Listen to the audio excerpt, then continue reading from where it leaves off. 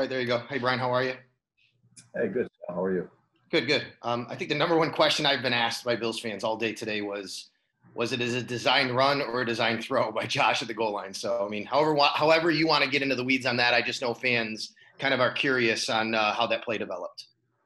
Yeah, we've been working on that for quite some time. It was a little delayed pop pass to Dawson, and Josh has an opportunity to run it or throw it. But, whether you want to call it an RPO or not, we had a backside guard pull. They got good penetration on it. We've been practicing it for I don't know how much, pretty long time. And then Josh just held on long enough so Dawson could go ahead and late leak there and did a good job of finding him under a little bit of duress. But he did a fantastic job, our quarterback. So if Josh has the opportunity, he does see an opening, he might run it in, which you might do in any other situation as well, right? Yeah. He could throw it. That's the RPO, I guess. I get you. And then just on that as well, not having linemen go downfield on that obviously is a big one. I know you're near the goal line, so it's a little different situation, but how important was that to make sure that those guys, are all understanding what the situation is to make sure that they don't, cost you there? Yeah, I mean, that's always the tricky thing there. The longer you hold on to it, the more you have an opportunity for that to happen. I'm just glad it didn't.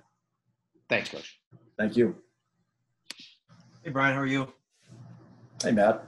Good. Busy. What's that? I said I'm busy, just like you guys. I'm sure. I can just imagine. Yeah. You watch Cole go out there. Obviously, you knew being a game time decision, he was going to have to gut it out a little bit. A couple of those plays, kind of having to get helped up. And, what did you see out there with not only that he played and was able to play, but to be productive and make some key game-changing plays? I mean, I could go on and on about Cole Beasley and what I feel about him and what he's done for our football team. I'm not surprised. He's a tough, smart, competitive player for us, a leader, and willing to do whatever he can do to help his football team. And certainly glad and privileged to coach him. And he's on our football team. He's been really good for us. Kind of been under the radar for many years of his skill set and what he can do. But just have so much confidence and trust in him, and really wouldn't expect anything less from someone like him. And then in terms of this game this weekend, they blitz a ton. You guys have faced a ton of blitzes this year. Yeah. How prepared do you feel Josh Allen is for a matchup? If you go back to last year and what Wink was able to do in that game, we talked a lot about it then. How prepared is he for, with what he's seen this year?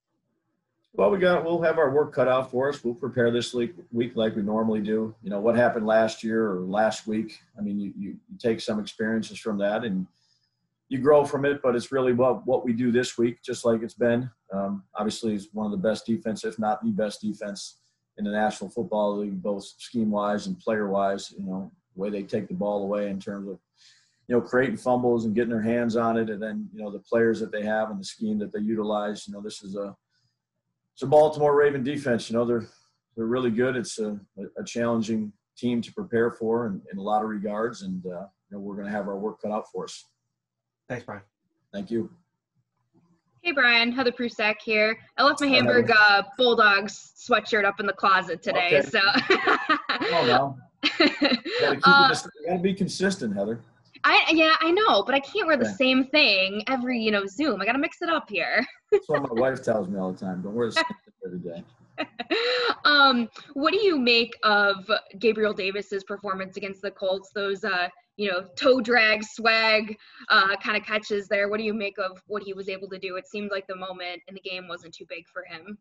Yeah, a lot of hard work that goes into it. And then, you go out there and you do that. It really stems back all the way to training camp. And he's grown since he's been here, and that's our job, is to try to develop younger players to help us later on in the year.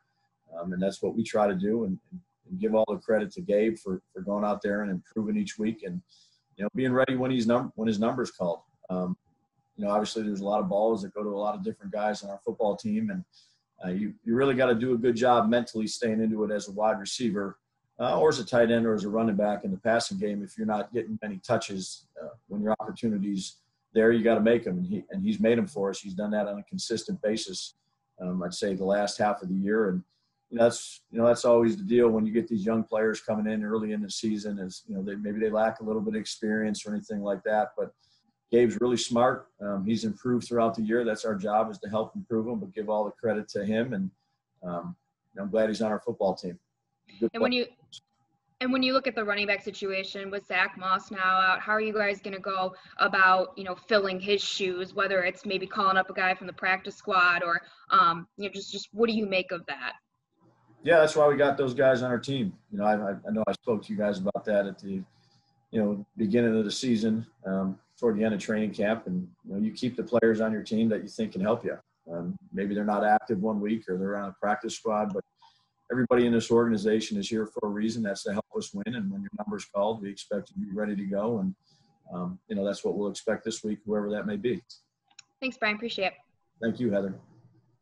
Yes, Brian. Good afternoon. George Radney, Challenger Community News. How are you doing today? Good, George. What's up?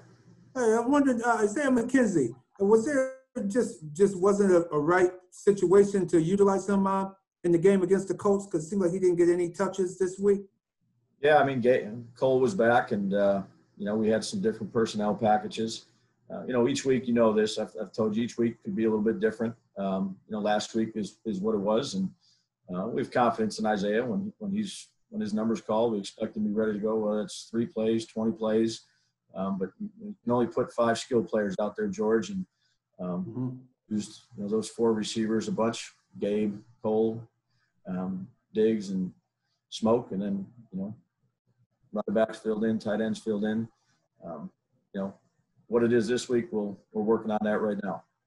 All right, and last but not least, on those keepers by Josh Allen late in the game, was that by design, or was he had the option to hand off, or he just decided to? Was that him? Yeah, I think it was probably a. Sorry to interrupt you. No, it was a mix. It was a mix of Look, there's a lot of ways to utilize our quarterback, because he's a pretty special player. Some of them could be design runs. Some of them are RPOs. Some of them are zone reads. You can really try to open up the playbook however you need to open it up. We felt good about doing that last game. We hadn't done it a little bit there at the end of the season. We're in the process of looking at these guys and seeing, how to utilize them. I know they have a guy on their side that is a pretty special player that is tough to defend and, has a wide variety of things that they can do. So, we do that every week. Sometimes it's more, sometimes it's less. But, having the ball in our quarterback's hands is not a bad thing for us. All right. Thank you very much, and good luck this coming week. Thanks, George. Coach Daboll, Mookie Hawkins, Waffle Sports 1080. How you doing today, sir? Hey, Mook. Best up. Yeah. Hey, how important it is, normally you guys are one of the best at average starter position. So how difficult is it when calling plays, when dealing with poor field position to start the game, Coach? Yeah, it's not necessarily difficult. It's different, though. You have a good job of really studying what they do when you're in a backed up situation, whether it's on the 1, 3, 6, 11, whatever it may be.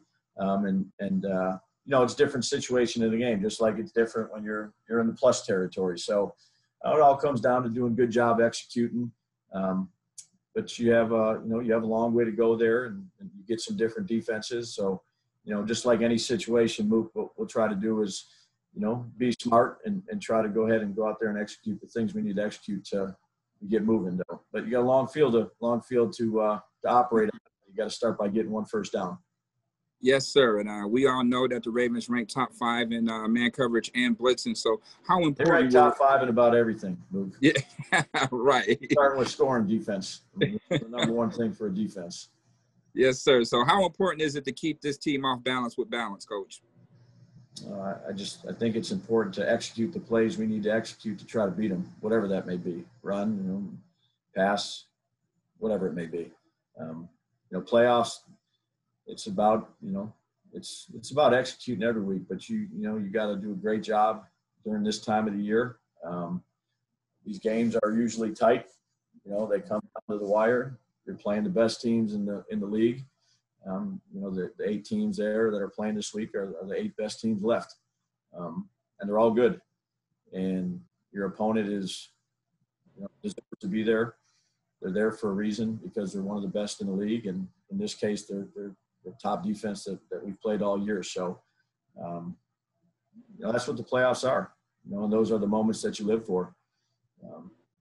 Highly competitive individuals, playing in tough games that are meaningful games, and it'll be a challenge. So it's a challenge all week to get ready for them. It'll be a challenge on Saturday night. And fortunately, we got a little bit of time here to make sure we're ready to go and prepared for them, because they're as difficult as they get preparing for.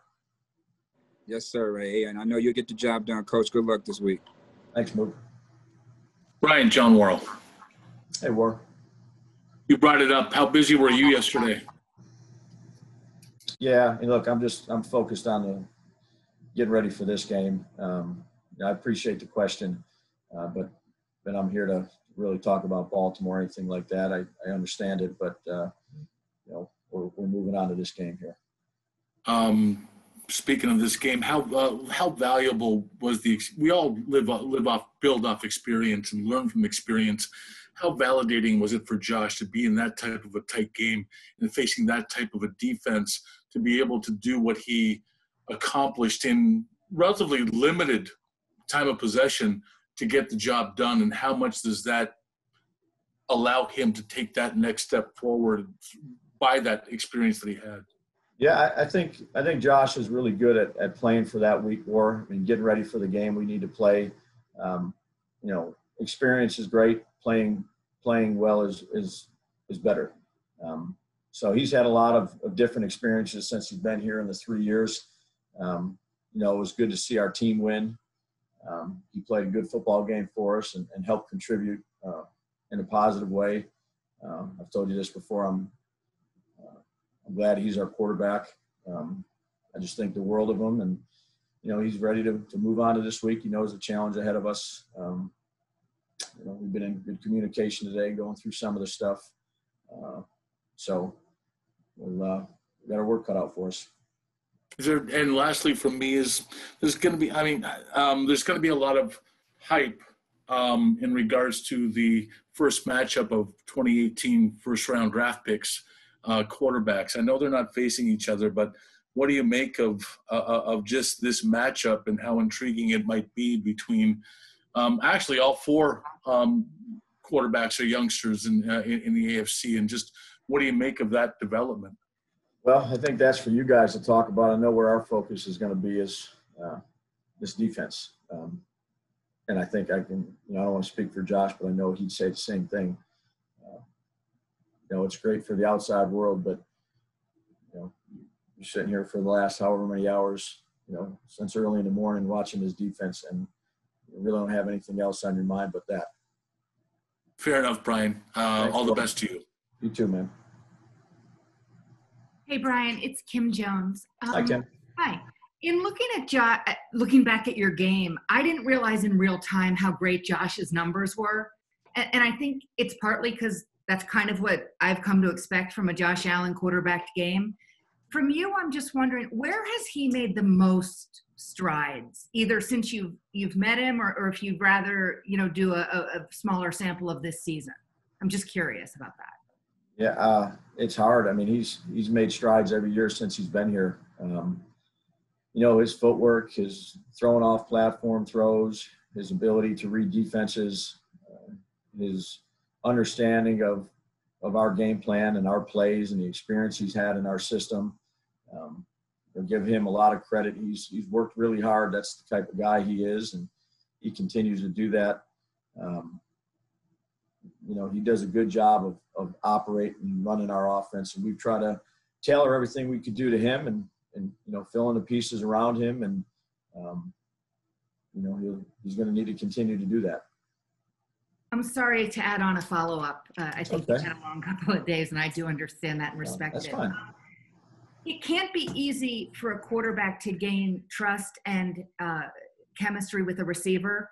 How has Josh seemed to do it equally well with a veteran like Diggs and a rookie like Davis? Well, I just think that goes back to the process of how we try to do things here. We meet collectively a lot with the receivers, the quarterbacks, the tight ends, the running backs, and really have an open forum in there in some of our meetings where there's a lot of dialogue between, those players and Josh and what Josh is seeing. I think everything has to really go through the eyes of a quarterback, and you have to kind of teach those skilled players to look at it the same way. And they have a certain vision as they're getting lined up, and then their positions, and the quarterback's got a big vision. And the more you can communicate and teach them, how the quarterback's seeing it, and you have smart players, which we do credit to Brandon and Joe and Dan and Malik and Terrence and all those guys for bringing them in. To place a premium on having smart guys. There's good dialogue there. There's chemistry. There's a commitment to getting better during practices, during individual periods where they're throwing one-on-one routes, communication, post and pre-practice on the tape. There's a lot that goes into it, and credit those guys. They put it in. They put the time in. Thanks very much, Brian. Thank you. Hey, Brian, Adam Benini. Hey, Adam. Hey, I'm sorry to follow up, but Kim raised some interesting points there, as did John before. Specific to like the growth you've seen from Josh, I understand playing great is paramount, but specific to the growth maybe you've seen from him from that wild card loss in Houston last year where things kind of came apart late in the game. That was a 16-point lead. This was a 14-point lead in this game. To see maybe the intangible, the poise, I guess is what I'm looking for. How much growth from him year to year on the playoff stage have you seen in that area? Yeah, there's been growth every year with him. But I think you have to show confidence in your quarterback as a play caller. And I have all the confidence in the world. One game doesn't define one person. He's got a great mindset. He's highly competitive. He's helped us win a lot of games. And he just works to improve in every area of being a quarterback. And give him a lot of credit. He puts a lot of the time and effort and energy into it. And, we try to do our best to help him out. But he's in his third year. And he understands one game really means nothing until the next game. The next game is the game that you're going to be defined on. So, next game up, we're going to have to play a good game offensively to go out there and play these guys. And I think he's just got the right mindset, a day-to-day, game-to-game mindset. And that's what you need, particularly this time of year. You really got to put that one in the rearview mirror quick, so going back, and I understand the question, but for him going back to think about, last year's playoff game or even last week's playoff game really doesn't do us any good at this point. We're in a go-home mentality, and that's what I want all the players to have. All right. Thank you, Brian. Appreciate your time. Thank you. You too. Hi, Brian. Mark Gaughan here. Hey, Mark. I just want to ask you about two plays. One, the quarterback draw end of the first half. Yep. Seemed like a pretty good call at the time. I don't know how many quarterbacks, though, take it for 16 yards. I mean, what were you thinking of Josh's, I don't know if you would call it vision or his ability to weave and make the most out of that play?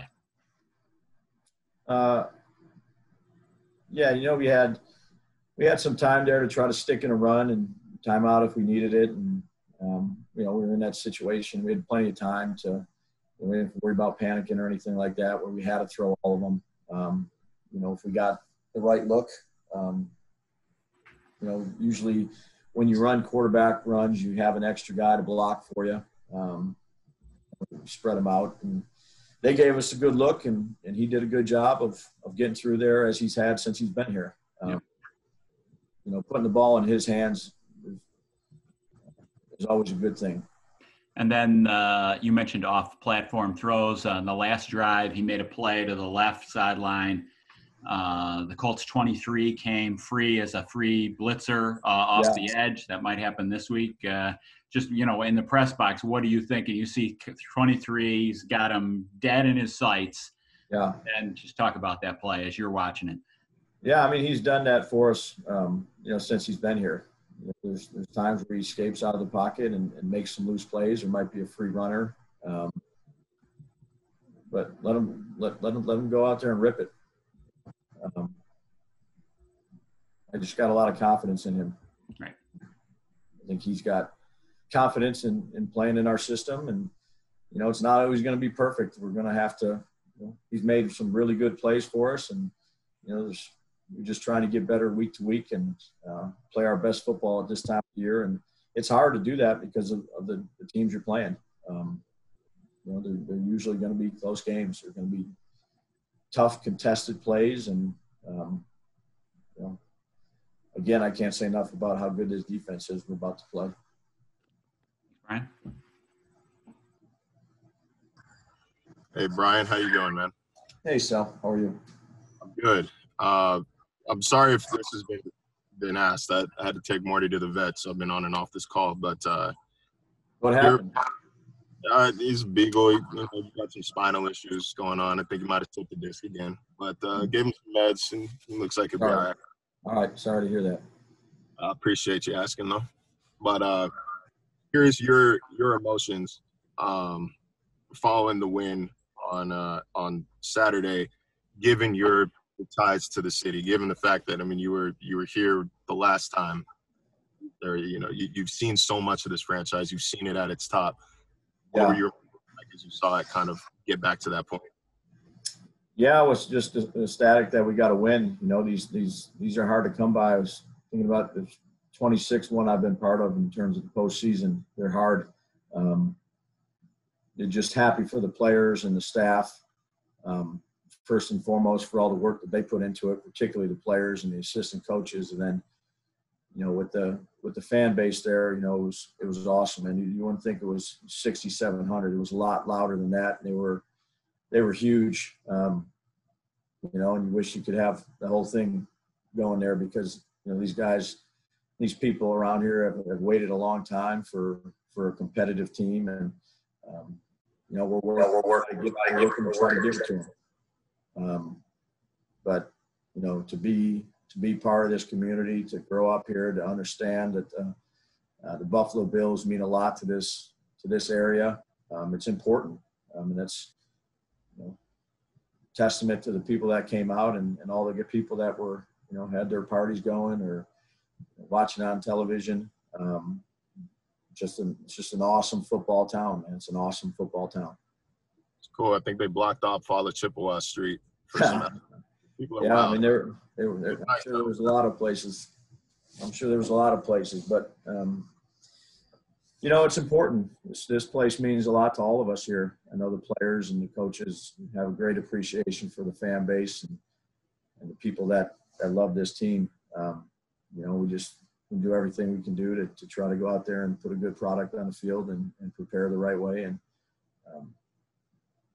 you know, it's pretty cool when you can do that for a city, and the city, you know, grabs a hold of you like that. It's not surprising. I've seen it for my entire life here. That's nice, man. And I'm imagining your phone might have blown up a bit after the game with friends and family in town. Yeah. You'd be right on with that.